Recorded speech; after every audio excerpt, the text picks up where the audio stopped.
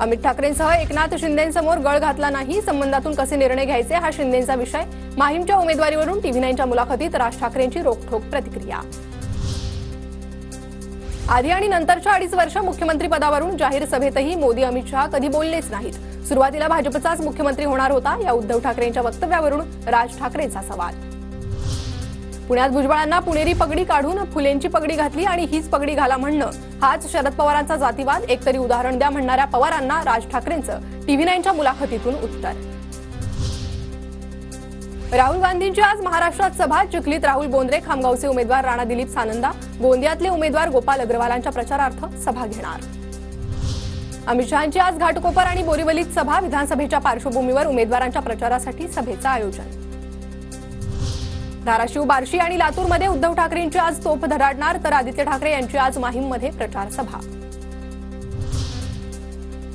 शरद पवारांची आज कळवण, दिंडोरी, निफाड, सिन्नर आणि कोपरगावमध्ये सभा, उमेदवारांच्या प्रचारार्थ पवार मैदानात। एकनाथ शिंदेंची आज दर्यापूर, रिसोड, मेहकर, सिंदखेड राजा आणि जळगावमध्ये सभा, तर उपमुख्यमंत्री फडणवीसांची आज कल्याण पूर्वमध्ये सभा होणार। सुलभा गायकवाडांसाठी सभेचं आयोजन।